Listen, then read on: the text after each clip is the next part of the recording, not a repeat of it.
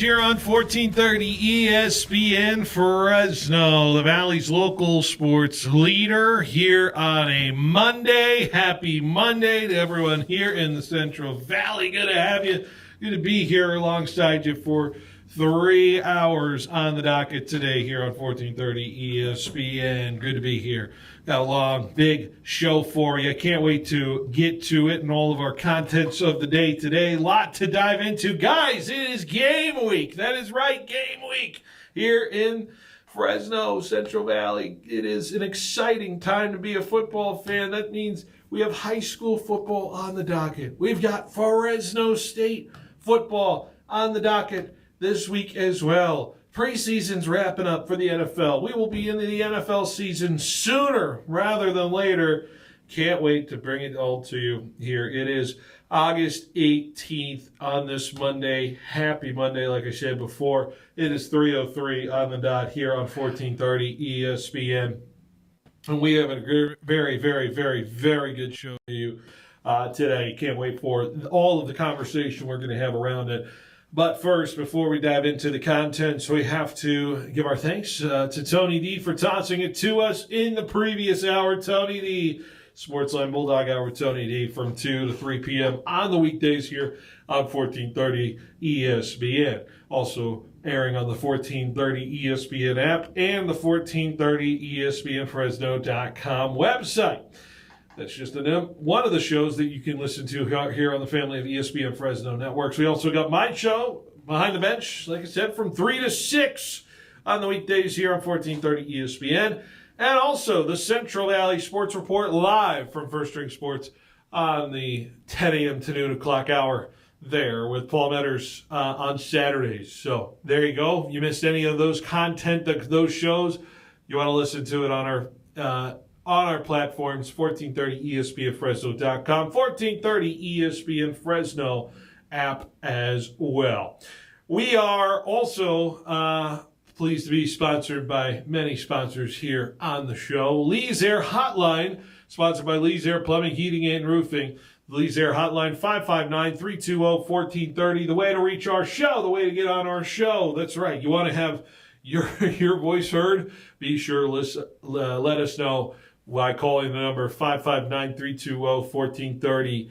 Let us know what you think about your Bulldogs this week. It is opening week for the Bulldogs. We want to hear from you. What is your opinion about this game coming up against Kansas? What is your expectations? It's the new era of Coach Entz here beginning this week. Fresno State football will play.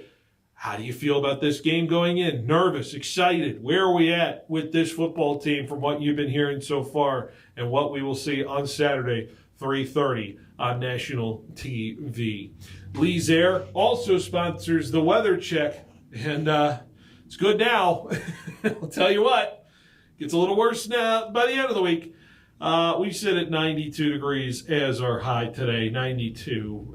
We creep up to 95 by Tuesday, 98 by Wednesday, and then it's going to be pretty hot after that. Triple digits, capping out at around Friday. 107 diagnosed there on Friday as far as our temperature is concerned. So, folks, stay safe out there. I know on the Friday Night Lights side of things, we could potentially see some things shifted around a little bit, moved around a little bit, but we'll see. Stay tuned with your administrators, your activities, your directors, your athletic directors. They will have the know on what to decide when it comes to what is going on with football this Friday. I don't imagine games shut down. Just imagine maybe a little later in the evening in terms of that. We're excited for football. I think a lot of people are. Just got to keep everybody safe. We also have our 3 p.m. sponsor, the Clovis Truck Center. Clovis Truck Center, formerly known as Linex of Clovis. They're the first, the biggest, and still the best in the Central Valley. Now they're bigger than the Bedliner. Get yourself tailgate ready this season with all the great tailgating accessories you could have to your truck, SUV, vehicle at Clovis Truck Center. They got it all for you there. When it comes to bed covers, when it comes to bed steps, all those kind of things, lighting accessories, flag mounts, just you name it. Make your tailgate the place to be. Cooler accessories, all of those things that you can have at your tailgate, all right there for you. Clovis Truck Center can get you covered and make your tailgate the place to be at Fresno State football games. So be sure to get involved there. Be sure to visit my friends now who are over at Clovis Truck Center, which is over by Old Town Clovis, just south of the old Clovis Rodeo Grounds. Be sure to tell them Phil Donati sent you and be on your merry way. Also, just very excited about our show today. Let's give the rundown today. We talked to Coach Entz today. That's right. Coach Entz had his press conference leading up to the game. That's right. It's the Monday presser, and we are there and talking to Coach about the game coming up. So we'll play some sound bites we heard from earlier today, dissect what the roster looks like. A lot of the depth chart released today as well. So we'll dive into what that looks like for Fresno State moving forward into Kansas. React to that. We'll do a little preseason reaction too. We're going to do a little segment I'm going to call Donati's Best. We're going to do a 8-part segment starting today and leading up into next week as well. We're going to call it Donati's Best, and we'll try to do some other things as well. I'm power ranking all the NFL teams, and we're going to go 4 at a time each day. So we're going to make that happen for you. That'll be coming up. Johnny Bravo will join us in studio at 4:15 to talk about Fresno Grizzlies baseball, seemingly inching closer to a playoff berth for the Grizzlies. Grizzlies baseball potentially in the playoffs here, especially with how strong they've been playing. I'm the one to blame for them losing on Friday. They won every other game this week. But every time I go as a fan, they seem to lose. So it's not looking good when I go. But anyways, their only loss this past homestand was me in the stands. So yeah, maybe Johnny doesn't want me at the games. I got to be in the press box though. I'm very good at the press box. Other than that, what else do we got? 5 at 5 coming up. We'll do a little Phil's fantasy advice. All the great stuff leading up to everything that is leading up to this season, which is football. Football this week, folks. I can't stress it enough. Meaningful football is being played here in the Central Valley this week. But first, before we dive into anything in this show, before we dive into any topics of this show, I always got to ask how our producer today is doing. He's pulling double duty today, as he's been doing the last few days. Jorge is in behind the buttons and levers. Jorge, how was your weekend? Hey, Phil. My weekend was pretty good. Yeah? Yeah. I didn't. I did do some yard work like I think I was gonna do. You do some yard. You always do your yard work. I have a lemon tree that I have to take care of. I don't have to, but you know. Yeah, it's nice to have. I want lemons at the end of the day, so you know. So I was trimming that up a little bit, but yeah, it was good. Pleasant weekend of the weather as far as it's concerned. Nice to be outside, not like the next weekend. Stay inside and watch the Fresno State game. That's my plan. Yeah. Next weekend. Also, there was soccer came back. Yeah. Soccer everywhere, so I was watching that in the mornings. I feel like soccer season just ended. What are we doing? Well, that's soccer. We're just a year-round sport. Yeah. Always part of the conversation in terms of that. What else? Did you watch anything else other than the soccer, or did you? Was that predominantly what you were locked into? I saw the Niners. I saw a little bit of the Niners. Oh, yes. I couldn't get the first half, but then I couldn't find that on my local TV to save my life. I don't know where it was. It wasn't local TV. It was NFL Network. Well, then it said I was location locked out on NFL Network. So I don't know what. Blackout.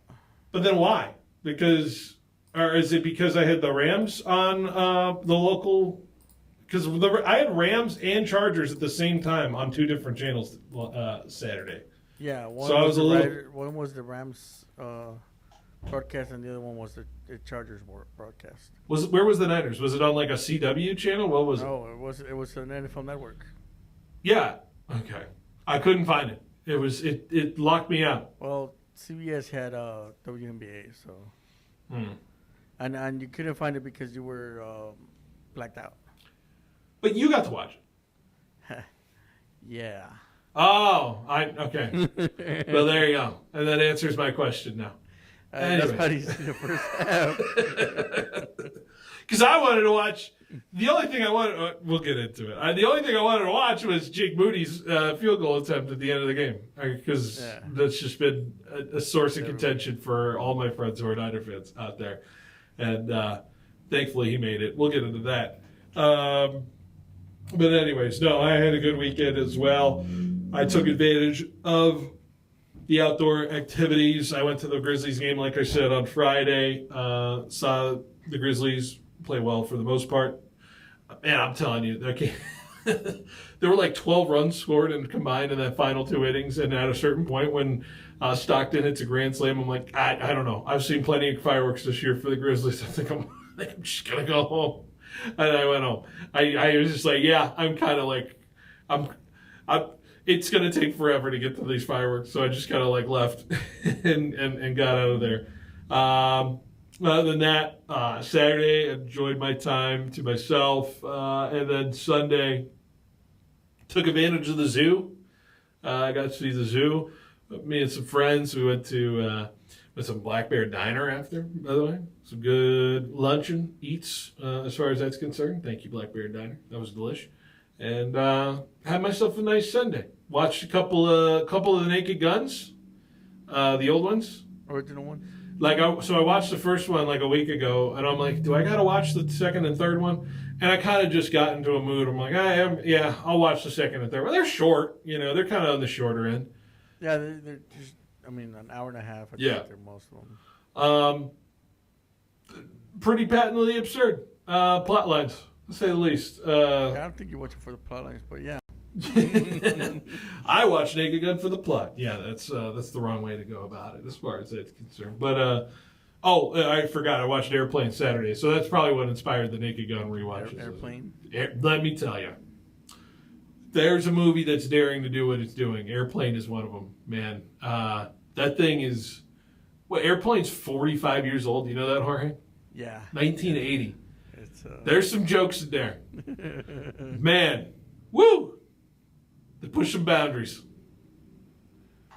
I think my favorite, this isn't too terrible, but I think my favorite joke is whenever he's like describing how he met his ex-girlfriend for the first time to anybody sitting next to him, they start like trying to kill themselves. Because we've run into people like that where we're like, there would be any other place that I want to hear this guy talk about his ex-girlfriend and how they met. I'm not into that story.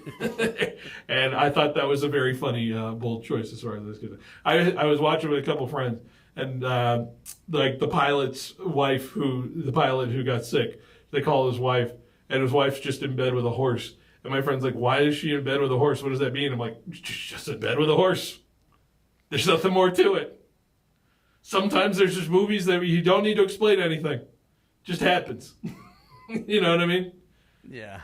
Or definitely. And then my other favorite part of Airplane is anytime they walk into the airport and everybody's like giving the flower for the church or whatever, and it's like 14 different people like trying to like give a thing for their cause or whatever. And the guy starts like beating him up, like trying to like fight through the airport because it's like a whole fight scene. Yeah. And I'm like, this is the epitome of like what it's like to be on social media, where everybody's just trying to tell you what you need to support, what you need to do, and whatever. And I'm like, and I feel like I'm in the fight scene, just trying to beat up everybody. Trying to go on. Just trying to go in my life, man. Just go through, man. When's the last time you seen Airplane? It was on the TV not so long ago, but it's like me sitting down and watching it. Oh, it's been years. Yeah. Years watching. Yeah. You might watch it tonight. I might have inspired. I might. Yeah, I might. I might have inspired you to watch it tonight. Airplane's great. Airplane's phenomenal.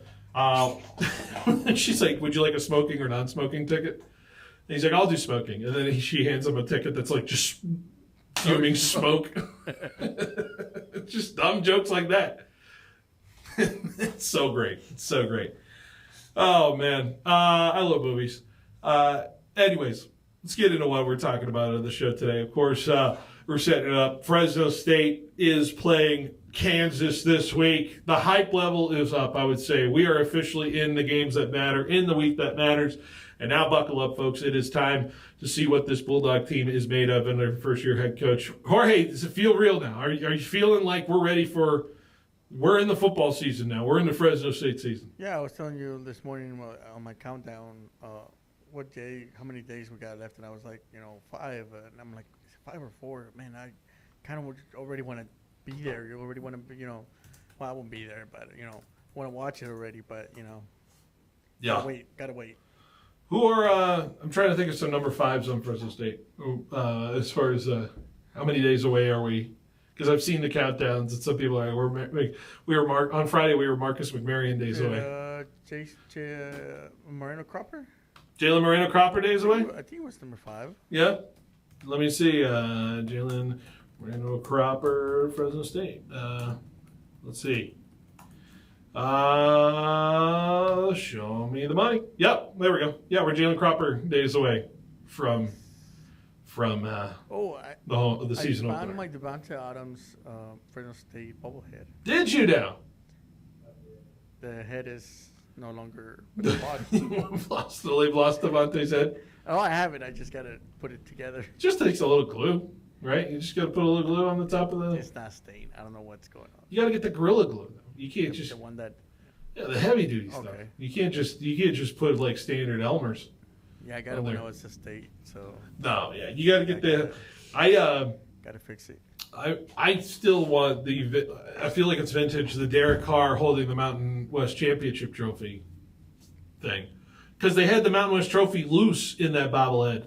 So, like, I felt like everybody lost the Mountain West trophy out of that Mountain West bobblehead. But back when, like, Snapchat was, like, a little bit of a thing, I used to, like, do face swap because they had the face swap filter. And I face swapped myself onto a bobblehead and made it my profile picture for, like, a long time. It looked psychotic. It looked crazy. It looked crazy.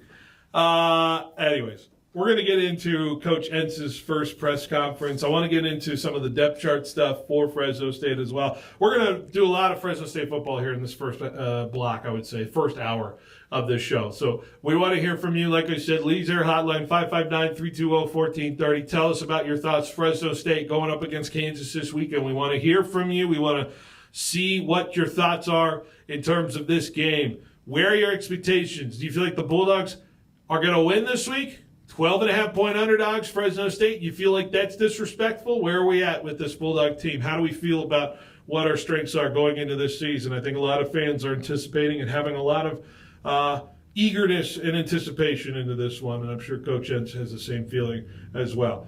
Coming up next, we're going to take a break, and we're going to hear from Coach Entz from earlier's press conference today, talk about what we are looking at with this Kansas matchup. Stay with us. Behind the Bench rolls along on 1430 ESPN Fresno, the Valley's local sports leader.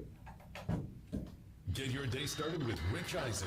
Luka Doncic went through a bad breakup and decided I'm going to get in shape because he's on the cover of Men's Health magazine. I must tell you this is beyond expectations. Mm-hmm. If you had to name a superstar in the NBA who would at least be the last person to show up on the cover of Men's Health magazine, it would be him and James Harden, right? It would be a coin toss. Rich Eisen, brought to you by Citizens Business Bank. No matter the time, morning, noon, or night, Black Bear Diner in Fresno has you covered. Breakfast I think I messed up. Served all day, just the way you like it. At Black Bear Diner in Fresno, you can count on I think I messed up because I think I added even the thing on the back. appetites. I think it didn't do the. Enjoy their brand new I know what Cubs it's doing. Corner too. So gather your family and friends, bring your appetite. I'll and re-export make a it. meal to remember at Black Bear Diner in Fresno, corner of Shaw and Marty. Black Bear Diner.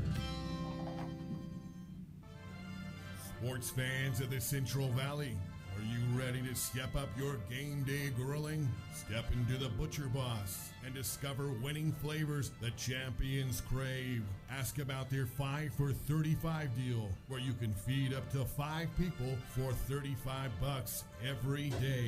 Located right off the 41 north of Avenue 11, stop by the Butcher Boss today and become the boss of your barbecue. Hey, it's Phil Benatti with Behind the Bench for my friends at Clovis Truck Center. Fall is just around the corner. Time for crisp air, camping trips, and weekend getaways. Whether you're towing your RV, heading to the mountains, or prepping for winter, Clovis Truck Center is your one-stop shop to get your ride adventure ready. Don't be a last-minute guy scrambling for gear that's out of stock. Be a planner like me. Order early, prep smart, and hit the road stress-free. Some essentials like brake controllers, hitches, or suspension upgrades can take 6 to 8 weeks to arrive, so don't wait. And don't forget that Clovis Truck Center also has roof racks, tonneau covers, lift kits, window tinting, and more to keep you ready and comfortable. And if you're in a pinch, Clovis Truck Center can have you in and out as quickly as the same day with all they provide. They have all the things you need in stock, so it's right there in the shop. No waiting on a part to be shipped in. Get ahead of the game with a visit at my friends at Clovis Truck Center today on Clovis Avenue, just south of the rodeo grounds in Old Town Clovis, or online at clovistruckcenter.com. Clovis Truck Center. Get ready because fall starts here. Whether you're planning a special event or simply craving something new, Lynn's Restaurant Group has a variety of dining options to suit any occasion. If you're in the mood for fine dining, Oisa offers a refined Japanese experience. Looking for something quick and delicious? Ramen Hayashi serves up satisfying bowls of ramen in no time. Craving variety? Lynn's Fusion has an endless all-you-can-eat experience with options for everyone. No matter the occasion, Lynn's Restaurant Group makes every meal memorable. Visit lynn'srestaurantgroup.com to learn more. For over 4 decades, Fresno Rack has been providing businesses with high-quality industrial warehouse racking and shelving systems all over the western U.S. Being a Nucor Steel premier stocking distributor enables Fresno Rack to provide warehouse racking at wholesale prices. You can rest at ease knowing that Fresno Rack and Shelving is creating your warehouse system the way you have always wanted. With the largest local stock in California, we can provide the best prices with quick and easy deliveries. Think of Fresno Rack when needing pallet racking, warehouse part shelving, mezzanines, rack safety protection, storage cabinets, safety cabinets, warehouse safety ladders, and so much more. Fresno Rack and Shelving. Find out how easy everything can be. Call 275-RACK. Click FresnoRack.com or visit Fresno Rack Showroom and kick the tires. Fresno Rack and Shelving, your one-stop shop for sales, design, engineering, and installation all under one roof. Go Dogs!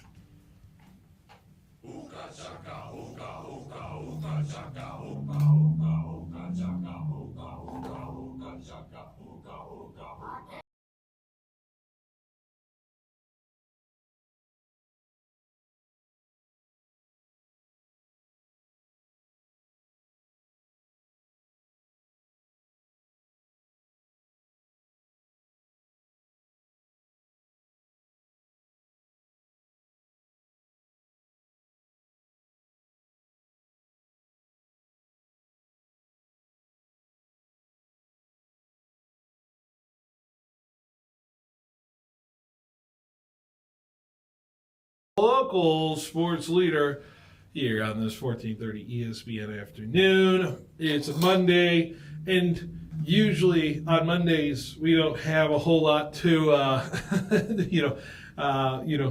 sound-wise to get to, but it is a lovely Monday because the Monday before the game day means we get access to the head coach of Fresno State football, and we get a chance to chat with him.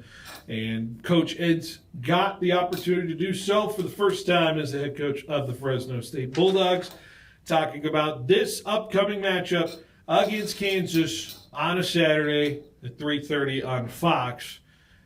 Coach Ed sat down at the podium and said what was on his mind to open the statement here, and this is what he had to say. We've had really an excellent fall camp. I couldn't say enough about our players and the way they approached it. It was new for everybody, every single day. I've made a comment. Every day was new for me, learning new things about Fresno State, learning new things about some of the traditions and history of the Bulldogs, and then also, some tweaks in scheduling and practice plans and just how we go about our business has been different, but our kids have really bought into what we're doing. They've had great focus, great energy. I could say there might be one practice that I can remember off the top of my head that might have been average, but I feel like we're getting better every single day. And so excited to see what that looks like. It's time for us to play somebody in a different colored jersey. We needed to get a great evaluation of where we're at, and Kansas will provide that most definitely. we're going to go play a well-coached football team. I've got to know Coach Leipold years ago when he was the offensive coordinator at the University of Nebraska Omaha Division II school, and have kind of followed his career from stop to stop, him being a small college guy, very similar to myself, but had tremendous success at Whitewater, then went on to Buffalo, had great success there, and then has done an unbelievable job at the University of Kansas, creating excitement, creating wins, getting to bowl games. We're going to get an opportunity to see what they've done with that stadium. You don't do that unless people are excited about what the product you're putting on the field. And so kudos to him and his staff, who I have some connection with. Chris Simpson, their linebacker coach, know him well. It'll be good. I know they're going to be prepared.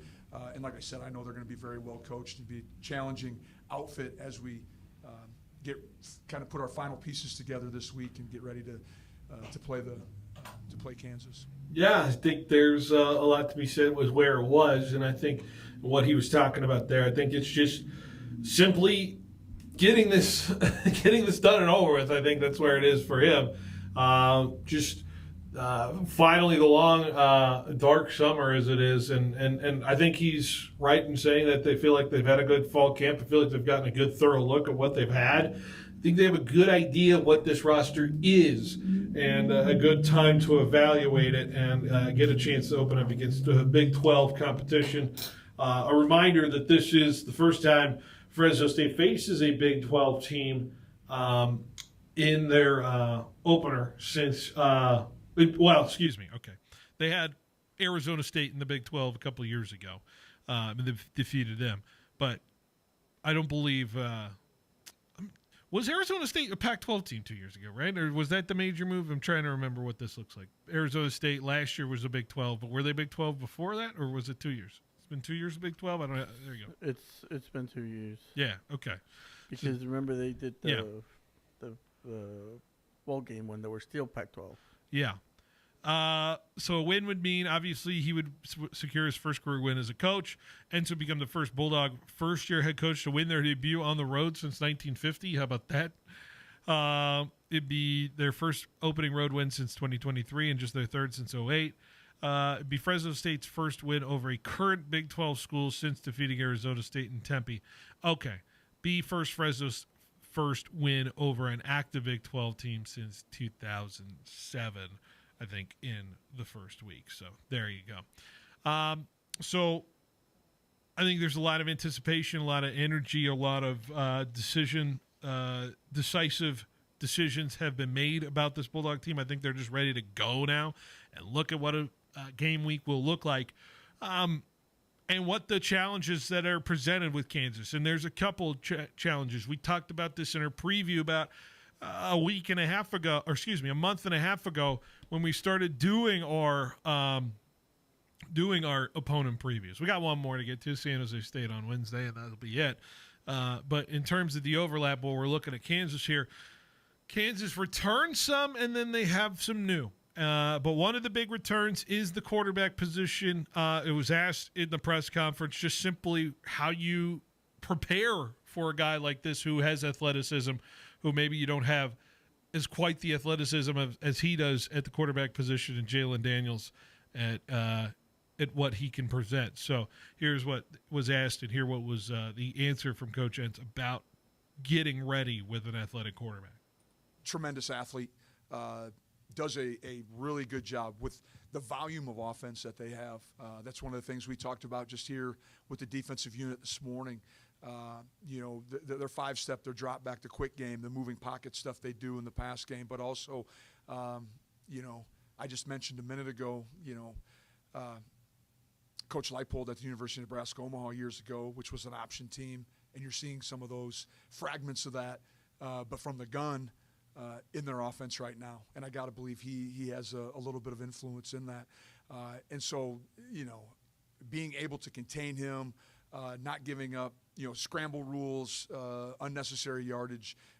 He's a huge concern. When he's playing well, he's as good a quarterback as there is out there right now. Yeah, certainly. That's what worries me. It's what worries me the most about Kansas right now is the athleticism quarterback position where it is. It is interesting that Coach Entz has a lot of familiarity with Coach Leipold from the days of grinding it out below the FCS level and being in the D2 level in terms of coaching and seeing where that is. So I do understand the parallels of it. And these two coaches have really dipped into the transfer portal, per se, of where they're trying to fill out this team and where they're trying to fill out this roster. So I'm very curious what it looks like when it comes to the scouting side of things. And, of course, I had an opportunity to ask Coach Entz about that. Here's my question to him and posed to preparing for a team when you don't know what they're going to look like. When you prepare for an opponent like this, they seem to dip a lot into the transfer portal. You see the physicality maybe on the tape of what those guys provide physically, but the implementation of them and what they're actually going to look like in the system. How difficult is that preparing for a team you have no tape on basically from what they've done with the guys that have been coming in? Well, you're exactly right. You don't have any film on a lot of the additional and new guys, and that's just become part of the landscape of college football. What you try to dive into some maybe other film, if they have live reps from somewhere else. If they haven't played anywhere, you're kind of just, trying to figure out what skill set they might have, where they're at on the depth chart. But, I know they have a couple new receivers that are coming in that have game-changing speed, make you miss in space. And so, like I said, we've tried to find as much film on everybody as physically possible, and now trying to hypothetically look at how are they going to implement these guys into the game plan, or how would they fit into what they're doing from a schematic standpoint. So I'll pose this question to the audience, obviously. Is this the biggest concern that we have? Is this simply the unknowns, especially you mentioned in the wide receiver front, what dynamic physical nature you can see from these players? He mentioned the speed. Sometimes you can show tape on it, but it is hard to prepare until you actually see it on the football field. Because you can't really match what those guys can do as opposed to what they are capable of in terms of that. But the other aspect of it is I'm wondering where their improvements are is in terms of Kansas's ability to play defense. Kansas was one of the worst teams in terms of team defense last year, especially in the pass game. They went out and shopped a lot and went and grabbed some guys in the secondary department who are capable of making some big plays. It's just a matter of them blending together. So can Fresno State capitalize, or if they attacked what supposedly is a weakness of Kansas from a year ago, is that something that is now available for them to attack again? I do worry if they get caught into a situation where we're going to try to pass on a team we think is susceptible to the pass, and suddenly that opportunity is not there for us because they play a lot better. That, I worry, is a trap for this football game. Laid out a lot of things here, Jorge, in terms of this game coming up, and I know we heard a lot from Coach Entz just there, and we'll hear more from him on. I'll pull some more sound bites from this presser in terms of what we're prepping for this week. But in the overall arcing, sweeping things of this Kansas game, maybe it's the unknowns of this team, maybe it's the quarterback's position of this thing.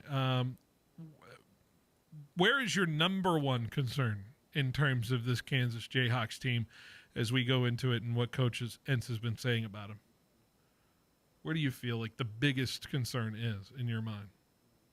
And I think it might be just on the defense, because our defense against their offense, is that what you're saying? Yeah. I think that's his concern. I believe that he might have questions there. Yeah. I know that defense has been big a couple years ago, at least for the Fresno State, but they're not the same players. You're getting all these other players that are new, and you want to really see how they look. I think this is a good game just to see what Fresno State has, but he's also he also wants to win a game. Yeah. I think that his concern just overall is just winning. Well, here's the thing, right? Because how many people have you talked to around here who are expecting a win this Saturday? How many people? Are you one of the people? Do you feel like expecting a win on Saturday? I think a lot of people expect a win. Yeah. Yeah. So if you're expecting a win, you're asking to see something we haven't seen since 1950, which is a win on the road to start a coaching career. I mean, I know Kansas is a winnable game. It's hard. It's going to be a difficult game. But is it unfair to set the expectation on Coach Entz and this team to come together right away and be ready for this game on Saturday? I know I'm a guy who's trying to be a realist here, but I do wonder if people understand the historical nature of if we get a win on Saturday and what it looks like. I think people think about Kansas Jayhawks. They don't think about football, really. Yeah. And I think that's where everybody is. Although this few past seasons, the Jayhawks have been a good team. You know, they played well against Texas, and you know, they had good games against, I think A&M was one of them. Mm-hmm. But it just, you know, they just seem like they're not a football team. You think of them as basketball. So that's what people around here think of it as.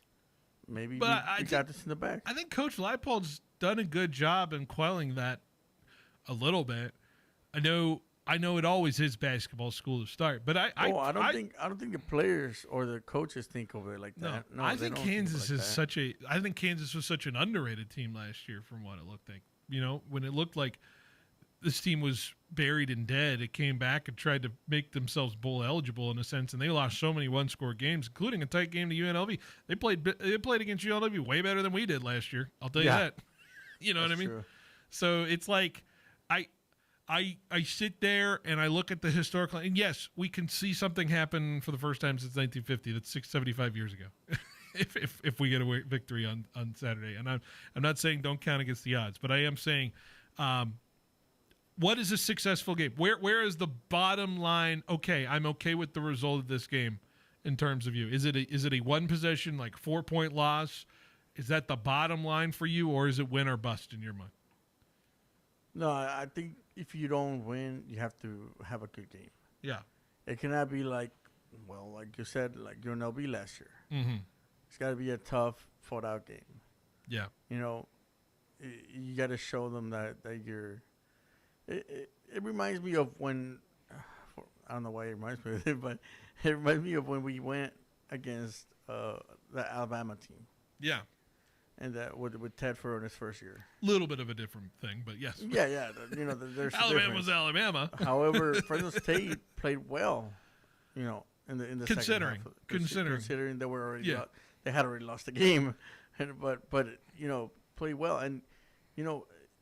They played well, and the team looked well, and people started looking at look at Fresno State. Yeah, they lost, but you know, they didn't look that bad. Yeah, and that's when things started changing a little bit. But that well is relative, right? Because it was, I think the final score was 41-10. I think if my photographic memory can serve me right, I think it was 41-10. Like last year's Michigan game, we had the football down 2 possessions. Could have tied it with a couple possessions, and then we threw the pick 6 to lose. 30-10, I believe, was the final of that Michigan Fresno State game. So, is it that? I don't think it's that. I don't think it's a 40-10 loss. I don't think it's that. I think it's a 20. It's like a 28-21 game. It's like a 28-24 kind of football game. I think it's something like that, right? That feels like. There's a building, like it's disappointing to lose, but it's also, okay, there's something to work with in terms of what we're looking at here. But I want to know what the pulse of the fan base is, because maybe I'm low. Maybe I'm low in the real. I'm trying to gauge where the fans are, and that's what I want to know, because I don't know what it's been eerily silent, Jorge, in terms of the expectations, in my opinion, for this football team. I heard so much chatter last year about what our expectations were last year before this season. I've been everywhere. I go on the internet. I look at I try to follow what's on Twitter, whatever's on Facebook, whatever. I don't know if I heard this. I don't know if there's much chatter about where our expectations for this team is. Like, is everyone just kind of like, we'll wait and see. We'll see what we got, and nobody wants to put any sort of opinion out there? I'm very curious why it's been quiet. It's first. I think there's some people that are really into it. Like they're really like thinking we're gonna have a good season, we're gonna have a good game this game, and something that, we're gonna win this Saturday, and that's where we're gonna start. Now there's some other ones that are, long life fans that think that we, new coach, new coach is gonna take it slow. Yeah. It's not gonna win right away, but the wins are gonna come, later. Well, and things are gonna get better. The other thing about, I don't know. Here's my other thing, and I'm not trying to put pressure on the coaching staff nowadays or whatever like this, because in the world of college football, Jorge, you can rapidly change your roster to mold into what you want based off the transfer portal side of things, right? You can go after guys you want in terms of that and try to mold it into your direction. And so the rebuild of getting 2 or 3 or classes that go through your system to finally get to where you are, I don't know if college allows you to afford that slow roll anymore. I think it's all with the transfer portal. It's year one or, show what you got in terms of your talent evaluation, because there's guys ready and willing to be played for you literally the next offseason. You know what I mean? So I know you're saying, well, the people are just what you're trying to figure out and see what he got. I don't know if that's the right mentality in terms of it, but then also I'm being a hypocrite because of putting pressure on Coach Ince right away, and putting pressure on this coaching staff to deliver right away, because I'm going through the psychology of, where our historical nature of this game could be, which is we've never played Kansas and we've never won on the road with a coaching debut since 1950. That's just where it is. So, but then again, college football is not where it was in 1950, so it's a little different. I would say it's very much different in terms of that. And really, we haven't had a new coach come in, make a stamp on it since what? I mean, Tedford came in, but not in this new era of football back in 2018, right? So he didn't have the opportunity to really just rapidly reform that roster. Even DeBoer didn't really have that in the COVID time, even though COVID had the eligibility stuff. And I don't know what I'm trying to remember the transfer portal situation in COVID. I think it was a little more loosened because of all of that craziness going on. But really, there hasn't been a coach told to come in, start things right away, and rapidly fix it right away. And so this is the first time Fresno State's had a coach in this style of era, I think, in my mind, of having to rapidly reform the roster and make things the way it's supposed to look like. So I think probably since Pat Hill left, when DeRuiter came in. But DeRuiter didn't have an opportunity to rapidly. There's no transfer portal when DeRuiter was there. He had all of Pat's recruits and whatever else that was left over, right? Maybe a transfer here and there that had to wait. Recruit. You know what I mean? Yeah. But it's not like he had the opportunity to really change that and reform that roster right away. I'm looking at the names here, Jorge. There's like 4 I recognize from last year. Donaldson, Freeman, Braca, Corey Foreman, Azilian Hamilton, Dylan Lynch, Clay Lawrence. There you go. That's more than 4. It's more than 4. You're right. No offense to the other guys. I'm just pointing it out there. All right. I want to go into more of that depth chart, by the way, the 2 deep, because I think there's some interesting choices that were made. So let's take a break, Jorge. Let's stay with us. You're listening to 1430 ESPN Fresno, the Valley's local sports leader. Listen to your Fresno Grizzlies on ESPN Radio. That's right. Select games will be on 1430 and 790 ESPN Radio, your local sports leader. The Fresno Grizzlies at Chikchansi Park are always entertaining. Now hear them compete on the radio. Spending your time at the ballpark with the family is always a great time, so be sure to check out as many home games as you can this season. Check out 1430ESPNFresno.com for game times and more. And keep it right here on 1430 ESPN Radio, your local sports leader. Summer is here, and the hottest deals are at Valley Pure. For premium indoor house flower to tasty edibles, smooth vapes, must-have concentrates, and refreshing cannabis drinks, we've got everything you love at prices that keep you coming back for more. Stock up for your summer fun with unbeatable discounts across all Valley Pure locations. Whether you're looking to relax, celebrate, or spark up some good vibes in the sun, Valley Pure has the deals to keep the season rolling with easy online ordering and curbside pickup right from the app. Are you a business owner struggling to understand how cloud technology can help your business? Are you in need of computer and technology support for your employees? M-Cubed Technologies is your solution for fully managed IT services. 24 hours a day, 365 days a year. M-Cubed will be your partner in the digital world, allowing your business to carry on worry-free. We specialize in cloud hosting, Microsoft 365 management, general IT support, and VoIP phone services. Call M-Cubed Technologies today to discuss our partnerships. At Citizens Business Bank, we've been taking a personal approach to banking for over 40 years and are consistently recognized as one of the top performing banks in the nation. Hi, I'm Susan Woosner, Senior Vice President and Manager of Citizens Business Bank in Fresno. We believe in the importance of building long-lasting and genuine relationships with our customers. We want to provide you with the solutions you need to grow your business because your success is our success. Citizens Business Bank, member FDIC. Need cash? If you've got a car, we've got the cash. Clausen Honda wants to buy your car. If it's running, we want your late model Toyota, Hyundai, Kia, Subaru, Acura, or Honda. Just call Clausen and ask for our VUP to schedule your appraisal appointment. In just 10 minutes, you'll get your cash value quote. Yes, we are eliminating the hassle of getting rid of your used old car. So if you're ready to sell, we are ready to buy. Call Clausen Honda of Fresno today. If you've got a car, we've got the cash. Get cash for your car. Clausen Honda. Welcome to the 65th anniversary celebration at Fashion Furniture, where you'll find the best names like Flex Steel, Bassett, Michael Nicholas, Tempur-Pedic, Serta, and so much more. Savings up to 40% with 0% financing. And with every sale, Fashion Furniture will donate to Central Valley Honor Play. Help us celebrate 65 years and help send a veteran to Washington. The Fashion Furniture 65th anniversary celebration. There's nothing like it in all of California. Want to work somewhere fun, flexible, and rewarding? Me and Ed's is hiring. We're looking to expand our team with full and part-time positions at over 40 locations. Join our growing company as a delivery driver or valued team member today. For more information on job descriptions or to apply, go online at meandeds.com or visit your nearest location. Me and Ed's is hiring. Fill out an application.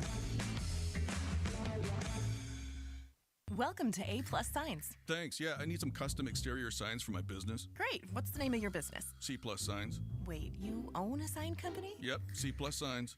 And you want us, A+ Signs, to make your signs? Yeah, I need them really fast, and we can't touch our turnaround times. We are kind of known for that. For signs that stop traffic, drive traffic, and even direct traffic, call A+ Signs. Remember, A+ has great technicians to service and repair signs, too. Yeah, we got a guy, but he's afraid of ladders.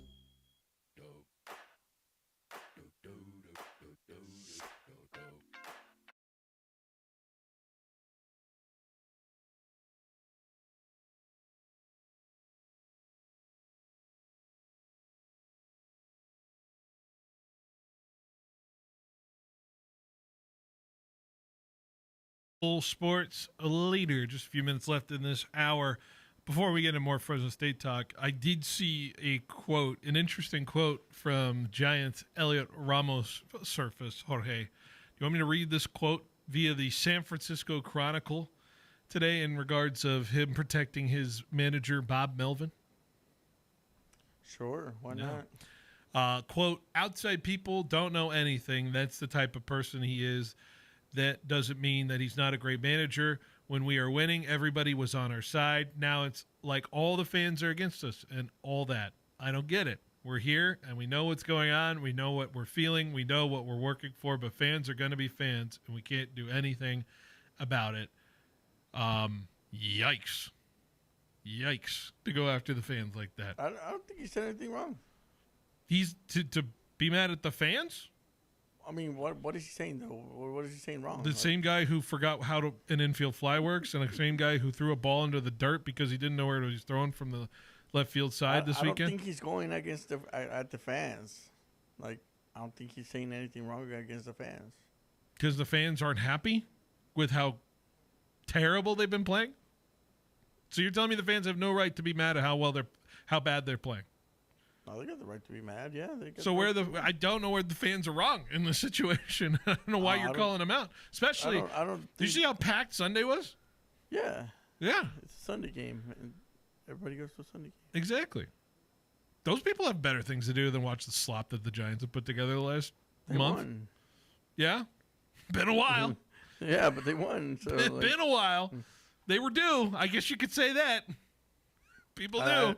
I don't understand why they're trying to make controversy of it. I just That don't. statement. I mean, he just. You can call out the fans if they're not showing up and you're winning. I think you can call them out then. But I don't think he's calling them out. What do you mean he's not calling them out? I think he's just saying he doesn't understand why the fans are booing because We're here and we know what's going on. We know what we're feeling. We know what we're working for. If fans are going to be fans, we can't do anything about it. yeah, fans are going to be fans. Like, What do you mean you can't do anything about it? You can play better baseball. What do you mean you can't do anything about it? you can't do anything about the ones that are going to complain. They're not going to complain if you play better. That's it. But I don't think he's calling out the fans. Like, I just don't understand. He's calling out the fans because he's saying Bob Melvin has a lack of fire in the dugout. Like, he's not, like, yelling at the guys and screaming at the guys. It seems like Bob Melvin's been laissez-faire through this whole, like, month of swoon that fans are so tired of it and they want him to be fired because of it. Nobody's changing any sort of attitude in that dugout. I don't know. I'm just saying. I feel like there's a wrong way to go about it, and there was a right way to go about it, and the right way to go about it is just be smarter at baseball. Sure, yeah. You know? I agree with you. Yeah. That just shows me you just want to find something to blame other than yourself. You know what I mean? I still don't understand why you're looking into it too much. It's not really saying anything about anything, really. I think he's saying he just doesn't want the fans to be so loud and chirpy about the whole Bob Melvin situation. He feels like the fans shouldn't be as vocal about how this all is going because they don't know what the inside of the clubhouse is. Which, yes, that's a stance you can have, and that's fine. You can defend your guy. But don't then put it out on the fans and say the fans can't have the right to feel the way they feel. The fans are going to feel the way they feel. He's not saying that. That's what he's saying. What do you mean? He said fans are going to be fans. What are you talking about? Let me look at the quote one more time. Outside people don't know anything. Outside people are fans, right? I think he's talking about the media there. Mm-hmm. No, I don't think. I think he's talking about the media there because there's a lot of stuff that's been put out on the media that, and that's why the fans are getting mad at it. When we were winning, everybody was on our side, ... Now it's like all the fans are against us and all that. I don't get it. Direct quote. I don't know. I think it's he's entitled to his opinion. I would have rather heard that from, I don't know, a Willie Adames than Elliot Ramos, who forgets how many outs there are and doesn't know how to run the base paths, and doesn't know how to throw a ball from the outfield, and doesn't know how to catch a baseball when we're breaking on a baseball. I don't know. I'm just saying. I'd rather hear it from Willie, or I'd rather hear it from Chapman, or I'd rather hear it from anybody else. Wilmer. Anybody else but Elliot Ramos, in my opinion. That's just where I'm at. He's entitled to his opinion. And the fans are too. Yeah. And that's where it is. And the Giants play another game of baseball tonight against the San Diego Padres. All right. Sorry for the negativity for a moment there. We'll get to some better and happier things. I just had to point it out. All right. We got another hour. We got 2 more hours, actually, of this show still left to go. Hour number 2 is coming up. We'll have Johnny Bravo join us in the midpoint of this next hour. We'll talk some more Fresno State. We'll talk some NFL as well. Stay with us. Behind the Bench rolls along on 1430 ESPN. The Central Valley Sports Leader has you covered for the local angle with the Central Valley Sports Report hosted by Paul Meadors. Paul is back for year 5 and is ready to give you the insight and knowledge of everything you need to know when it comes to high school sports. From the coaches and player interviews to the game recaps week by week, as well as talking with all the insiders that have the pulse when it comes to prep sports in the Central Valley. Central Valley Sports Report, airing 10 a.m. to noon. Live from First String Sports every Saturday on 1430 ESPN Fresno. When Jeff Thiessen and Lance Duker started Thiessen Duker Modern Wealth Management in 2003, they had a simple mission: to make every life they touch better. They established Thiessen Duker as an independent firm, not tied to the restrictions of one Wall Street company, so their clients could have access to any investment products that were right for them, and Thiessen Duker could serve their clients the way they wanted to be served. They've done other things differently too. From investing in advanced financial planning technology to implementing a team approach with advisors working together to develop client strategies. And from day one, Thiessen-Duker has shared its success with local organizations right here at home. If you need a financial advisor, or if you are a financial advisor and would like to know more about how Thiessen-Duker could make your life better, please visit Thiessen-Duker.com. The advisors of Thiessen-Duker Modern Wealth Management are registered representatives with and securities offered through LPL Financial, member FINRA SIPC. Are you tired of waiting forever for your prescriptions? Grizzly Pharmacy is here to tame your healthcare needs. We fill most prescriptions in 15 minutes or less, always accepting new patients, and enjoy free delivery to your home or workplace in Fresno and Clovis. We accept all major insurance, including Medi-Cal, Blue Cross, and Optum Rx. For our Clovis location, please call 559-324-1808 or visit grizzlypharmacy.com for more information. Here at RAC, also known as Fresno RAC, our job is to put space to work for you. Hospitals, school districts, cities, counties, gas and electric companies, distribution companies, casinos, ag, cold storages, and small and large warehouses all over the United States reach out to Fresno RAC to help them create space. Fresno RAC has it all. One roof with sales, design, engineering, permitting, and installation departments. Need small parts shelving units? Or maybe just a small amount of warehouse pallet racking? Bring your truck to Fresno RAC because it's all in stock. And right now, Fresno RAC has a large amount of used racking and shelving in stock. Whether you're looking for new or used, Fresno RAC has you covered. Need help designing or figuring out your layout? We are just one of a few that have in-house sales, design, permit, and installation department. So Fresno RAC can help. Call, click, or visit Fresno RAC's famous showroom today. Go Dogs! I make sure that we have plenty of parts for the service department and the customers in the front counter. That's Al Carmona, parts manager at Pioneer Equipment Company. A lot of farmers come in, they know what they want, and if they don't, we try to help as best as we can. Pioneer carries a wide selection of Kubota, Land Pride, and Nelson parts. Stop by and see us in Fresno or Reedley. We'll get you a cup of coffee and the parts you need. We have really good customers. Pioneer Equipment's a great place. Visit PioneerEquipmentCA.com. Hey, it's Phil Bonatti from Behind the Bench for my friends at Valley Athletics, the new go-to sports facility in the Central Valley. Founded by Valley legend Vance Wahlberg and former Bulldog volleyball coach Jonathan Winder. Valley Athletics allows athletes to really shine at volleyball, basketball, and pickleball. Visit valleyathletics.co right now to learn more about enrolling in our current volleyball and basketball offerings that include league play. That's valleyathletics.co. Proud sponsors of high school athletics. You're listening to the home of the San Francisco Giants, KFIG Fresno, 1430 ESPN. This is SportsCenter.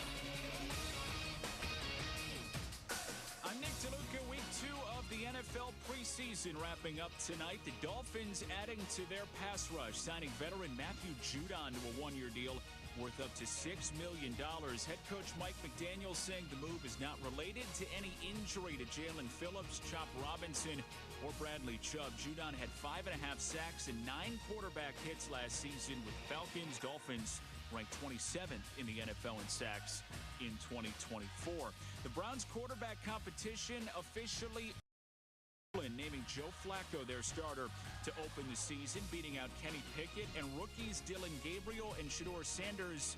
ESPN Adam Schefter still thinks the Browns will keep all 4 QBs. Even though they named their starter today, we don't know the backup. I expect the Cleveland Browns to carry 4 quarterbacks. So they will do that. 4 quarterbacks on their final 53-man roster. Whew. I expect they'll have 4 there. They're going to keep both rookies. They're going to keep Flacco. So we're really talking about Kenny Pickett, and I expect he makes the roster because quarterbacks are currency. Schefter on NFL Live. 18th NFL season for Flacco. He'll start the preseason finale next week against the Rams. The Browns begin the season against the Bengals. Justin Jefferson back at practice. Vikings star receiver hitting the field for the first time in 25 days, continuing to recover from a hamstring injury that he suffered last month. Remains on track for Week 1 against the Bears on Monday Night Football on ESPN. Hey, it's Michelle Smallman, and coming up Tuesday, we go two-a-days with the Rams. Will Matthew Stafford's back be the reason the Rams don't repeat as NFC West champs? We'll talk about it on Unsportsmanlike, 6 a.m. Eastern, right here on ESPN Radio, ESPN2, and ESPNU.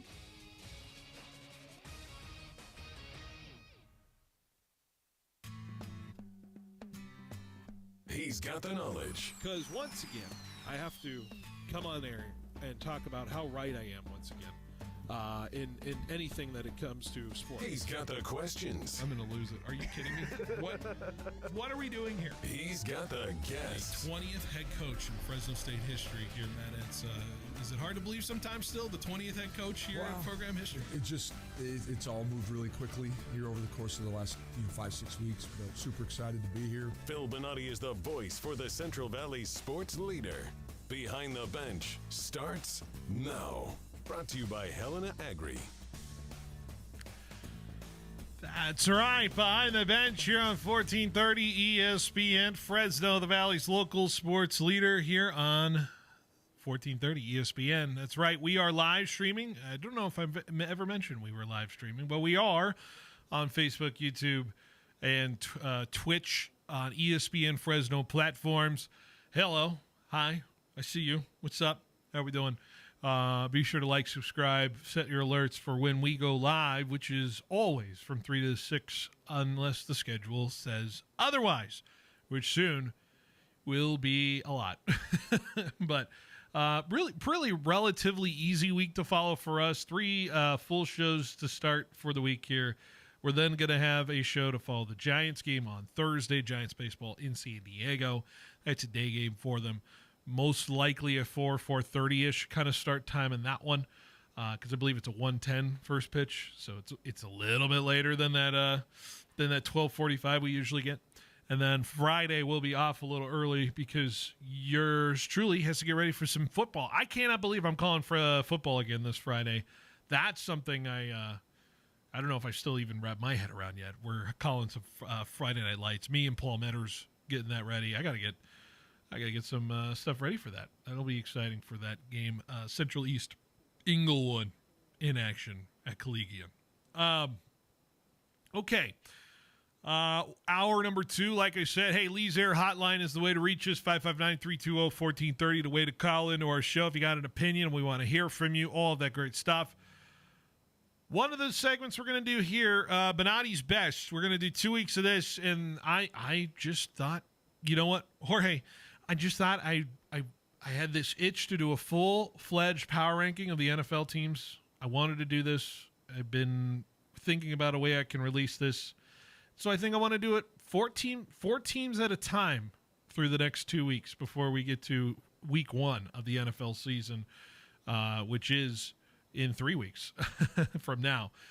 So, Jorge, have you ever – you mentioned – I don't know if you said – you told me you don't do power rankings. That power rankings ain't your thing, or you just like reading about power rankings, but making. I like reading them more than doing them. Yeah, I don't really do power rankings. Is there a pressure when it comes to power rankings and making them and stuff like that, or? No, not really. Just I don't really.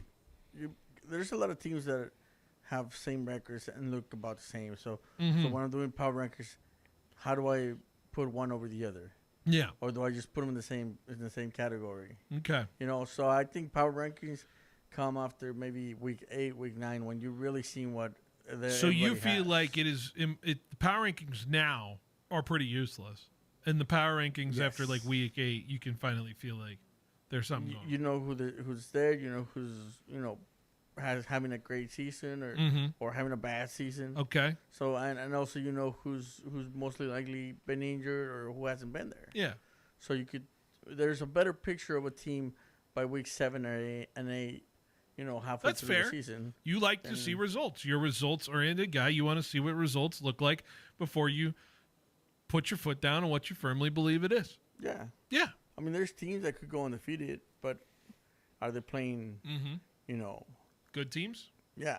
Are they doing it the way that makes you feel like you can put a vote of confidence in them? That's fair. I don't like doing that.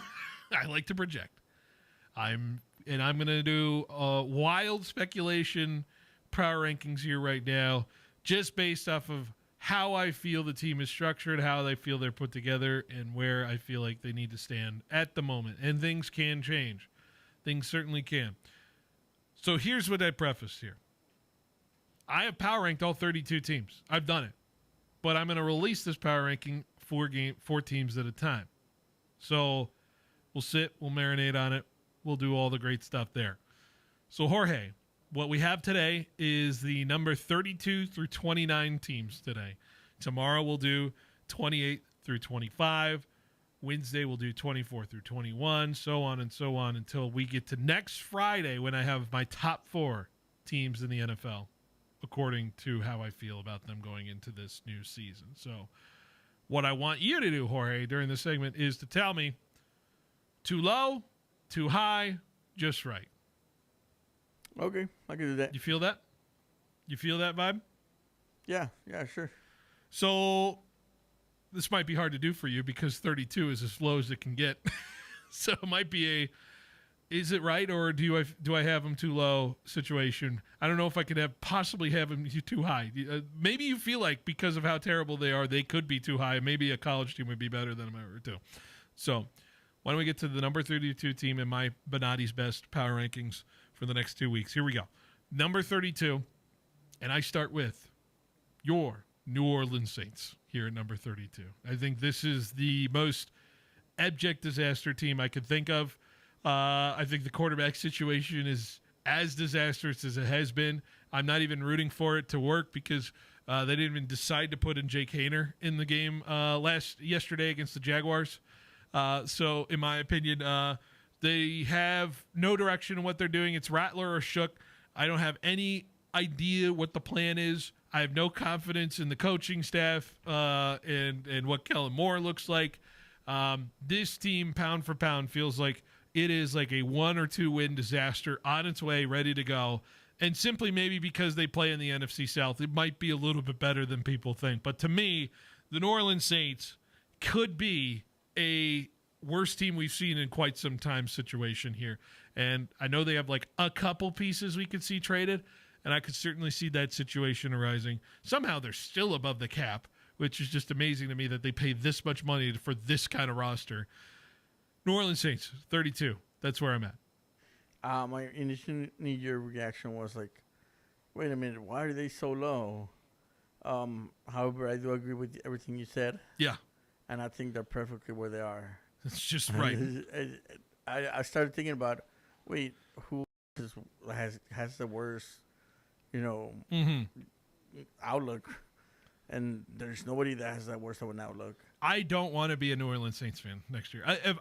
And maybe that's part of the power ranking to me. I'm like, if I was a fan of the team, I'd be so frustrated. So, some teams don't have any, like, a good defense.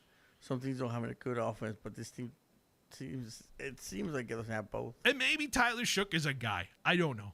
I shrug. And maybe that gets you 3 or 4 wins. But I don't see a ceiling higher than, like, 5 wins of this team. I'd bet the house on this team winning less than 4 games. What is the Saints over under? Do we have that readily available? Let me see if I can get the team wins over under. As far as this is concerned, I wonder if I can get this in front of the ESPN bet side of things. Let's see. What do we got? Saints. Okay, 5.5 wins, Jorge. I'd go crazy on the under there in terms of 5.5 wins. 5.5 wins. Yeah, I don't. You can't. I don't know convince what me a they won half of 6 a win is, but I don't think they're gonna make. Basically, you win money if you bet the over. They got to get to 6 wins. If you bet the under, they got to be at 5 wins. That's where it is. Yeah, I don't think they're making 5 wins. 5 wins is rough. They're 11 to win 11-1 to win the NFC South, which to me is high odds. But that's more this perspective where the NFC South is. But even then, yeah, the Buccaneers are a good team. Oh, I know. You got Carolina, who's got a good quarterback and are coming back up and turning it around a little bit. Yeah, who's the other team down there? Jacksonville? No, Atlanta. Atlanta. Yeah, another team that has a quarterback problem. So I don't know. So the Saints sit here at number 32. Let's go to 31, and I think it's kind of a team that's in the similar position of the Saints, but I do think they have at least one legitimate superstar on their team that I can say with confidence that is one of the better players we've seen of this generation. And so I will put the Cleveland Browns here at number 31. Disastrous financial situation with what the money they've got tied into their quarterback position. Yes, they are rolling out, and they announced it today, they are rolling out Joe Flacco as their opening starter for week 1 for the Browns. Godspeed. I know Joe Flacco had a magical season maybe a couple years ago, but that's a couple years ago. At 40 years old, it's 40 years old. Unless your name is Tom Brady or Brett Favre, I don't trust anything that's happening there in terms of that quarterback position. I think I just have him slightly, like I said, just slightly ahead of the New Orleans Saints simply because at least Myles Garrett exists. That's quite simply where I'm at.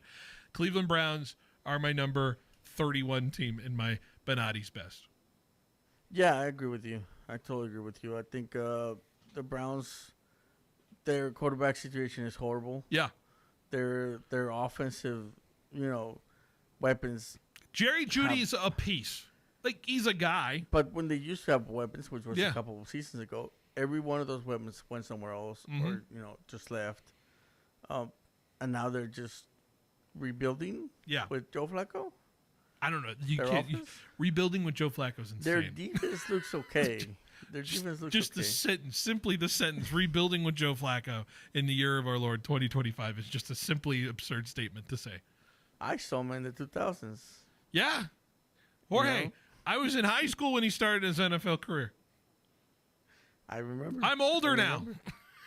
It's weird. Jorge, you were a young chap when Joe Flacco was drafted. I was. Yeah. They have the Browns at the lowest win total, 4.5. I don't know. Maybe the AFC is a little tougher. I could see the Browns getting to 5 wins. I could convince myself that the Browns could get the 5. I'd like the over just a little bit. The over is minus 165, so it's bet $1 and you would win 65 cents, basically, on top of the $1 you win back. So I like the Browns to be somewhat competent. I don't think they're going to be absolutely, completely incompetent. Myles Garrett will win you a couple of those games in my mind. But yeah, I think that's their defense is not as bad as other people's, but yeah, their offense is just horrible. Let's go to number 30, and I got the Tennessee Titans here at number 30. Although I really, really toiled with what I got with number 29, and I'll get to it in a second. But I can be convinced that this team could get a little frisky because of the rookie quarterback. Is there a rookie quarterback bump? Is it? I'm not saying we're getting like C.J. Stroud level of a bump here in terms of that, but Cam Ward is a talent. He's got some skill set, but the Titans got rid of a lot of talent on their defensive side. They're really rebuilding, really making a refresh as far as that's concerned. I think Tennessee has got a long ways to go. By the way, only plus 750 to win the division, by the way. So that's like 7.5 1 to odds, basically. If you're trying to do the math, you get 7.5 in terms of that's concerned. Much higher odds than where the Browns or the Saints were, which was Saints 11-1, the Browns 30-1 to win the division. I like the Titans a little bit going into this year. They have a 5.5 over/under. I could be convinced that the over could hit here at 6. Although I think 5 might be the more realistic number. So I got the Titans here at 30, Jorge. How do you feel about the Titans at number 30?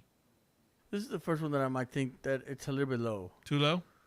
Just a little bit. Yeah. I feel like it maybe 29, 28 would better be their thing because they are a rebuilding franchise and their quarterback situation was bad a few years ago, but I think it's getting better. Yeah.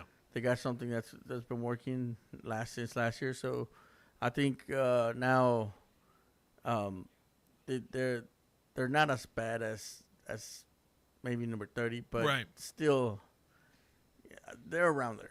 I could be convinced a little bit higher. Like I said, I'm projecting them a little bit, like bookmarking them just a little bit. I don't think they're like the third. They could be the 30th worst team, but I could see them bump into like a 24-23 range if things are legitimately panning out for the rookie side. Rookie quarterbacks do a lot. Just see what the Washington Commanders were looking like last year. So, anyways, I bet you they were in the low 20s when people were thinking about them as far as that's concerned. So, Last team in the Bonatti's best ranking, I have the Indianapolis Colts here with the situation they have at the quarterback position with now Anthony Richardson. Who knows? Daniel Jones. We're going into this season with Daniel Jones as the guy, I guess. They do have nice pieces on offense. I wouldn't say breakers on offense in terms of that's concerned. I do think their defense is a little lacking as well. I'm more demeriting them here because I just simply think the coaching staff's a little bit lacking in terms of the game plan and the scheming and all of that stuff. So I don't trust out of all these teams at the bottom, I think the coaching staff might be the one that hinders them the most in terms of that's concern of where their potential is. I think the Colts could be an absolute disaster potentially building here. There is 7.5 win over under. I'd definitely go under. In my opinion, I do not have any faith in the Indianapolis Colts this year. Yeah, I feel like everything's changing there. So being lower, I could see that being if they were lower than 29. Mm-hmm. But because new coaches, new everything, and definitely maybe not new owner, but there's definitely a change. After Yeah, the Irsay passing could Irsay change the way that franchise operates a little bit. So people are going to get used to it, and this is not going to be a good season for them. But do you feel just right at 29? Too high, too low? It might be a little bit high. A little bit high. So you put them at 30? 30. Okay. I would flip flop the last two. That's where I was like really between those two, the Titans and the Colts. So it's going to be interesting. So those are your bottom 4 teams at the Bonatti's best. I'm going to reveal my next 4 teams tomorrow on the show. This will be an interesting conversation. I'm just looking at the list right now, so can't wait to do that. All right. Let's take a break. We got our guest in coming up next. Johnny Bravo joins us from the Fresno Grizzlies. Stay with us. Behind the Bench rolls along on 1430 ESPN. At FFB, we know behind every business is a person. That's why we're more than a bank. We're a partner, a farming-focused bank for hard workers, a future-forward bank for big dreamers, and a family-friendly bank for the next generation of owners. From first ideas to major milestones, we're here to help you chase your goals and score big. So what can FFB mean for your business? Find out at ffb.bank. That's ffb.bank. FFB Bank. Let's win together. It was 106 degrees. The Johnsons were sweating, and their AC, dead silent. But 2 doors down, the Millers, cool and comfortable. Why? They called Lee's Air for a $99 AC maintenance before summer started. We catch problems before they catch you. Don't sweat the heat. Beat it. Lee's Air Plumbing and Heating. Fast, friendly, guaranteed. Call now or schedule. It's back to your daily routine, and Jones Cleaning Center is here to help you make the most of it. With Fresno's only 24-hour self-service pickup and drop-off drive-through, you can skip the hassle. Drop off by and enjoy service at no extra cost. From work clothes to weekend wear, table linens to bedding, Jones Cleaning Center keeps it all fresh and ready so you have time for everything else. Serving Fresno for over 55 years. On Palm just north of Herndon or online at jonescleaning.com. For 80 years, Fresno Pacific University has been shaping the heart and soul of California as the Central Valley's only accredited Christian university. Today, our deep faith roots and pride in our community drive us to provide affordable, career-relevant education that transforms the lives of our students and the communities they serve. Discover your calling through over 100 undergraduate and graduate programs offered on campus or fully online. Fresno Pacific University. Learn more at fpu.edu. Hi, I'm Jim Schaefer with Helena Agri-Enterprises. At Helena, we lead with agronomy, and crop health plays a crucial role in maximizing production. You can visit helenaagri.com to find your local Helena retailer and learn more about Helena's products and solutions. Summer temperatures and droughty conditions are rapidly approaching in the Central Valley, which isn't ideal for farming. These environmental stresses can impact yields significantly. So how do we fight against this? At Helena, we have a product called Megafol. Megafol contains a precision blend of plant extracts that improves crop vitality and helps defend against environmental stressors like heat and drought. So how does it work? Simply put, the plant extracts in Megafol upregulate genes that produce specific proteins in the crop. More of these proteins means the crop can function at a higher level under stress conditions and less energy is spent on recovery. At Helena, we lead with agronomy, and crop health plays a crucial role in maximizing production. You can visit helenaagri.com to find your local Helena retailer and learn more about Helena's products and solutions. More fiber and laxatives, eh? Who are you? I'm future you. Future me? Constipation with belly pain still coming back? Our doctor figured it out. It's irritable bowel syndrome with constipation, or IBS-C, and Linzess could help you get ahead of it. Linzess linaclotide is a prescription medicine that treats IBS-C in adults. It's not a laxative. It's a once-daily pill that helps you get ahead of your symptoms. It's proven to help you have more frequent and complete bowel movements and helps relieve overall abdominal symptoms, belly pain, discomfort, and bloating. These symptoms were studied in combination, not individually. Do not give Linzess to children less than 2. It may harm them. Do not take Linzess if you have a bowel blockage. Get immediate help if you develop unusual or severe stomach pain, especially with bloody or black stools. The most common side effect is diarrhea, sometimes severe. If it's severe, stop taking Linzess and call your doctor right away. Other side effects include gas, stomach area pain, and swelling. Talk to your doctor and say yes.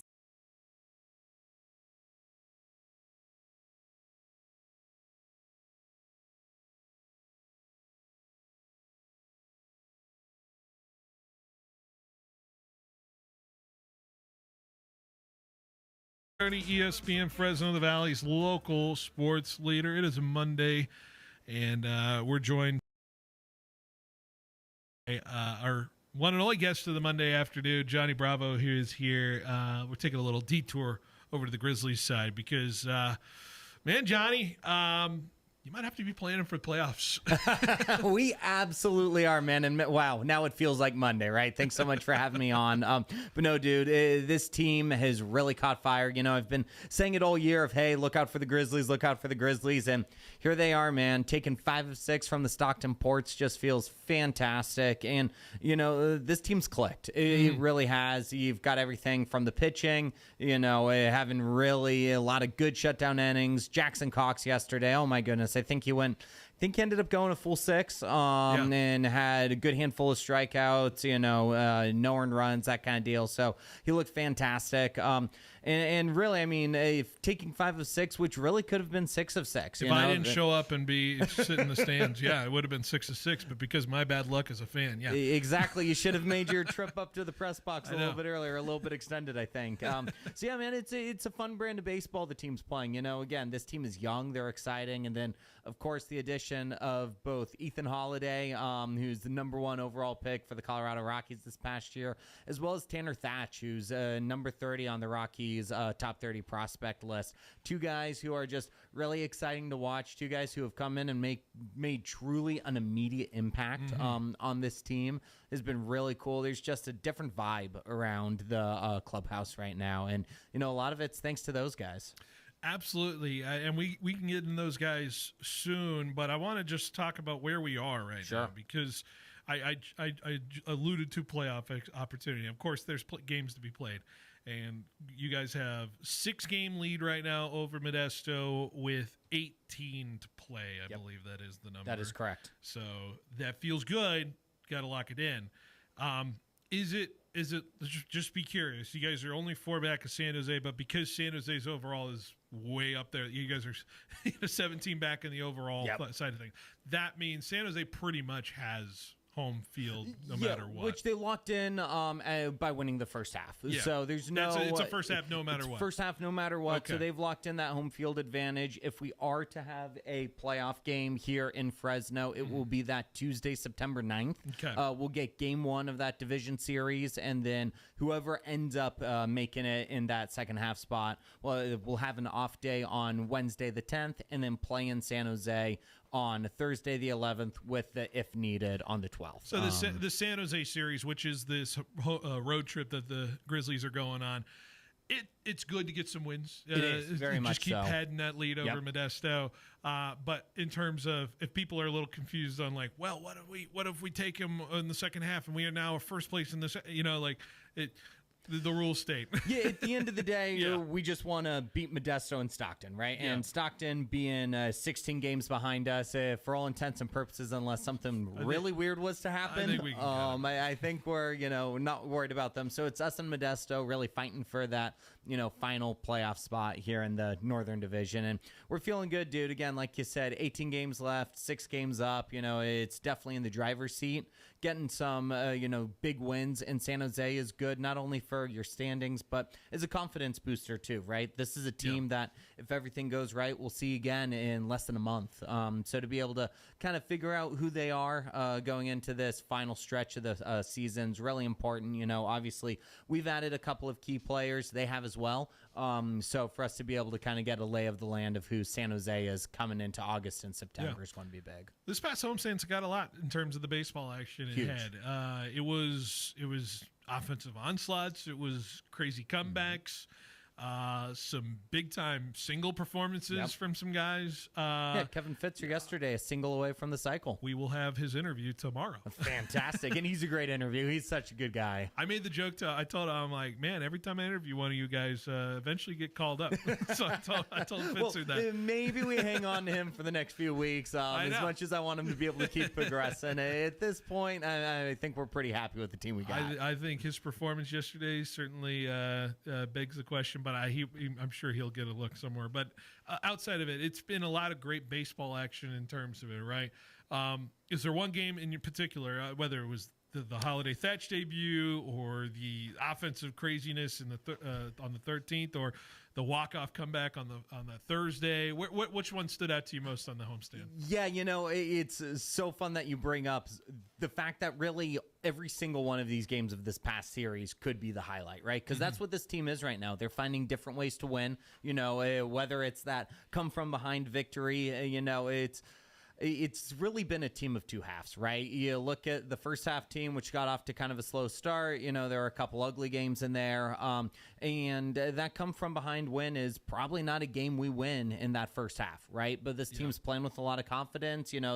They come into the dugout at the bottom of the ninth inning like, okay, we got this. We know what we have to do. And that's an exciting brand of baseball to watch. Of course, the Ethan Holiday and Tanner Thatch debut is something that realistically will probably remember for the rest of my life, right? Whenever you get to see someone, especially a top draft pick, number 4 overall, like Ethan Holiday, with the baseball pedigree that he has and just the raw talent. It's funny. I keep bringing this up. Yeah, he had his first hit, first professional hit that game, but his first at bat, even though he struck out, there was a foul ball. I think it was the second pitch of the at-bat that, oh my gosh, he hit it so hard. Yeah. And it was just an absolute rocket. And it was like, okay, yeah, this kid's naturally talented. And at 18 years old, to see where he is now, figure he has a few more years before getting up to the big club. This kid is going to be dangerous. I think I remember that first bat. It was 3 straight cuts at 3 straight fastballs, and he was right on it. You kind of wonder if they told him, hey, go up and swing as hard as you can. It kind of gave that vibe. And again, this kid's got a lot of power. He doesn't have his first home run yet, but it's only a matter of time. And just true natural talent that you can see just when he swings the bat. Selfishly, I hope it comes in the next homestand, that first homer. But me too, man. Yeah, if he wants to hang off, and not launch any in San Jose. So San Jose, what does that ballpark look like? Does it yield a lot of homers? Tall outfield walls? All right, so we got that. We got that going for us. Either that, or if he really wants to hang on to that first playoff game, man, would be kind of cool. That'd be something. Some great stuff happening at the ballpark for you guys, of course. In terms of the promotional side. Mark Henry came out. I don't know what would happen if he swung a bat and made contact with a baseball. I was warning all of the guys who wanted to catch his first pitch of like, hey, he's promised he's going to throw it through the catcher. Yeah. And his first pitch was, something to be desired. But he's a genuinely big dude. Like shaking his hand, your hand just kind of disappears. But just really excited to be there, and just great stories as well. He took his time with all of the fans. I had the distinct opportunity to be able to hang out with him for pretty much the entire game. And just the stories he would tell, and everyone he got to meet, he was just had a smile on his face, was excited to get to greet them, hear their stories, hear their memories. And it was just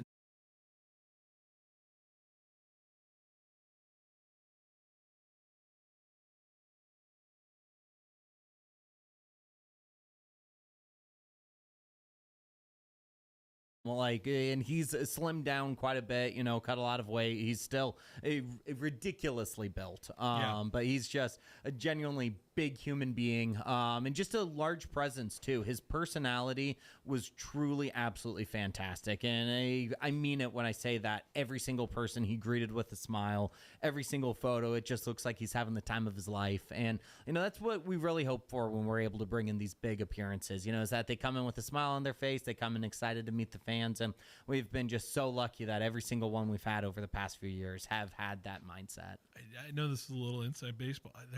My dad was telling me there was a retired umpire he's a large guy who was here this week as well. I'm trying to remember his name. I don't know if you can help me. This is the first time hearing about that, yeah. So I don't know if I knew that. Maybe it was this weekend or maybe it was the week before. But Ted Barrett, I think. I don't know if I knew he was in town. Actually, that's pretty cool. He popped into town as well. Okay, And I know Ted Barrett is. He's a very, very big guy in terms of that. Yeah, Ted Barrett. I always recognize him. Yeah, 100%. He's kind of an imposing dude. Yeah, and I believe he's one of the regional supervisors now for Major League Baseball umpiring. So that's pretty cool. Yeah, so all the people were in town. All the people, yeah, and there's always a lot going on at Chukchansi Park, right? Especially at this point in the season where you're getting ready for a playoff push, but it's also, hey, you've only got 6 more regular season chances to catch this team. Yeah. And, potentially only 6 more chances to see players like Ethan Holiday, like Robert Claus, like Jackson Cox before they move on to that next level.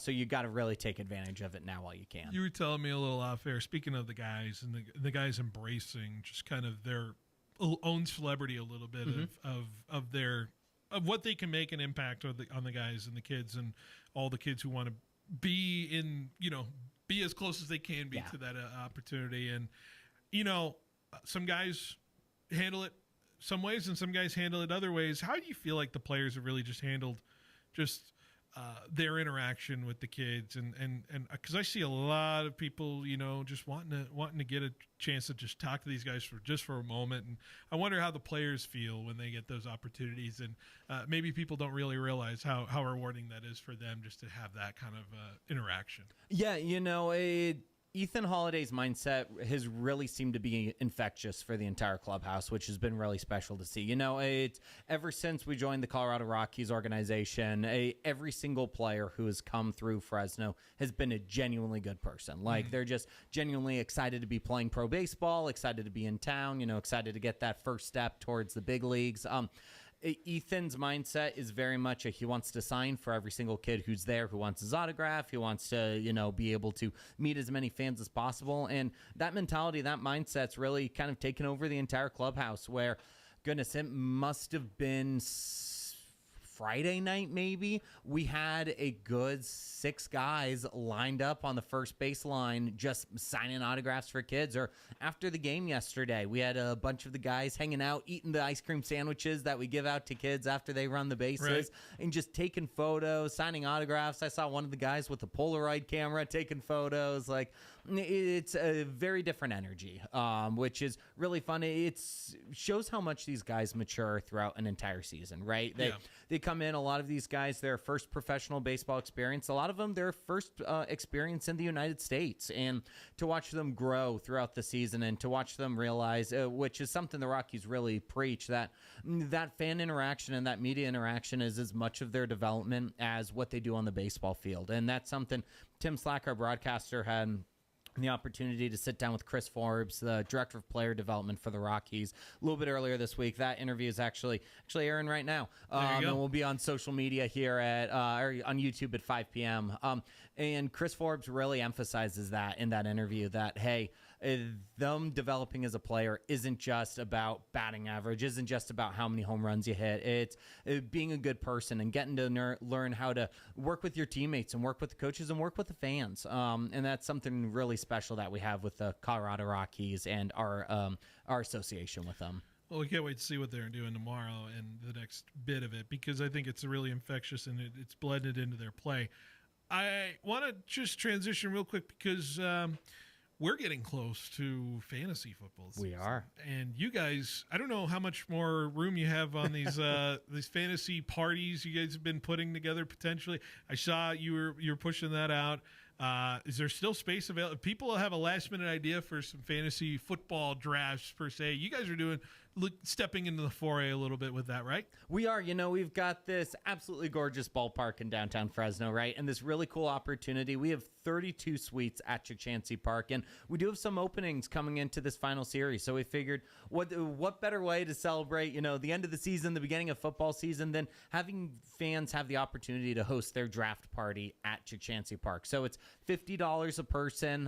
You have the it comes with the draft board. It comes with food in the suite. It comes with non-alcoholic beverages. Yeah. And it's your chance to go out, have truly the most legendary draft party at Chukchansi Park and enjoy a baseball game while drafting your team. And it's a really cool chance for leagues to get together, do a little bit of team bonding, whether it's, friendly competition or you got money on the line, and just enjoy Grizzlies baseball. And again, only $50 per person with the food, with the draft board. We also have the opportunity for the 2024 league winner to throw out the first pitch before the game. Oh, so you're saying I could throw out the first pitch? If you can convince the league, let's do it. I'm totally down about it. We've also thrown out the idea of a couple leagues being able to do kind of a loser punishment. That we've thought, it'd be really funny, either have Parker pie you in the face, or do a one-man parade around the warning track pregame. They are kind of two ideas that we floated around. But yeah, FresnoGrizzlies.com/offers. We've got the interest form right there, and then our ticket representatives will call you and we'll get you all set up. Yeah, you don't want to waste too much time getting to that, because last minute fantasy parties, man, or fantasy football drafts, man, sometimes it gets a little a little hairy. The other big event coming to Chukchansi, outside of this last homestand coming up, Dog Days. Yeah, Dog Days is a big thing. Chain smokers coming into town, crazy, right? Which that's a big artist for sure. Tell us a little bit about the craziness around what you guys have been trying to do with Dog Days and organizing that for September 6th. Sure. So absolutely. Dog Days, is a event brought to us by an outside promoter, Devin Everick, and his passion and his vision for what we're going to be able to do, not only in downtown, but for Fresno as a whole, is truly inspiring. He's got this incredible vision of being able to bring groups like Chainsmokers to downtown and expanding it to be more than just a one-day festival on Friday. On Saturday. He's got Friday booked as well. He's got Sunday booked as well. He released those lineups a little bit earlier this week. And again, Devin Everick's vision for this incredible festival. And, me personally, I'm always inspired by people who also see the vision for downtown and also see how incredible this place is, how incredible this community is. And, he's example 1A for us right now. So really excited to get to bring the Chainsmokers. Definitely go check him out on Instagram, Dog Days, DAZE.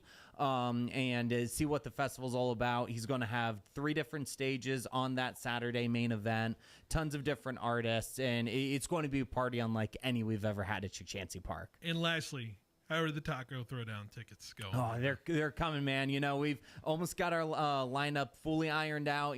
We've obviously put a little bit of a buzz on it as we focus on baseball, and having Ethan Holiday in town and all that. But we're ready to hit the ground running. That's November 9th. So it's a lot closer than you think, right? You only got a couple months before that comes around. But really excited to be able to bring some new elements to this year. Obviously have the return of, some of your favorite taco trucks and tons of great music throughout the day. But again, even once baseball season's over, Chukchansi Park does not sleep. There's always something going on, and we're constantly looking at bringing new events throughout the year as well. Well, we can't wait for it, and we'll save on talking the final homestand, which is going to be eventful, Huge. to say the least. I know. I mean, really, this past week and this upcoming week, man, we've been just very, very blessed with the kind of promotions we've got coming up. We're looking forward to it. We'll get into that next week, I think, if that's okay with you. So we'll dive into that. Anyways, this team's humming. This team's ready to roll. Playoffs are in their sight. There's a lot of momentum with this Grizzlies side, and I can't wait to see what it is. Johnny, very excited to talk about it all as we progress maybe into the playoffs here. I you know what? Phil's personal guarantee. Love it. We're going to have a playoff game. Done. Lock it in. Locking it in. All right, Johnny. Appreciate it as always coming on the show, and thanks a bunch. Thanks, Phil. All right. Stay with us. Behind the Bench rolls along here on 1430 ESPN Fresno, the Valley's local sports leader. Sports fans, whether you're gearing up for your next adventure or simply searching for the perfect ride, Ed Dina's Auto Center has you covered. Now, let's hear from the 2018 Mountain West champion, Marcus McMarion. Hey, it's Marcus McMarion. At Ed Dina's Auto Center, they'll make car shopping as smooth as a game-winning play. Whether it's a truck, SUV, or the car of your dreams, their incredible team is here to guide you every step of the way. Ed Dina's Auto Center in Dinuba and now in Visalia off Mooney Boulevard. Online at eddinasautocenter.com. Summer is here, and the hottest deals are at Valley Pure. For premium indoor house flower to tasty edibles, smooth vapes, must-have concentrates, and refreshing cannabis drinks, we've got everything you love at prices that keep you coming back for more. Stock up for your summer fun with unbeatable discounts across all Valley Pure locations. Whether you're looking to relax, celebrate, or spark up some good vibes in the sun, Valley Pure has the deals to keep the season rolling with easy online ordering and curbside pickup right from the app. From breezy linen to performance polos, the Patrick James Summer Collection defines cool, effortless style. It's where classic West Coast spirit meets modern refinement. Discover timeless looks from brands like Faraday, Johnny O, Martin Dingman, alongside staples from Tommy Bahama, Robert Graham, and our signature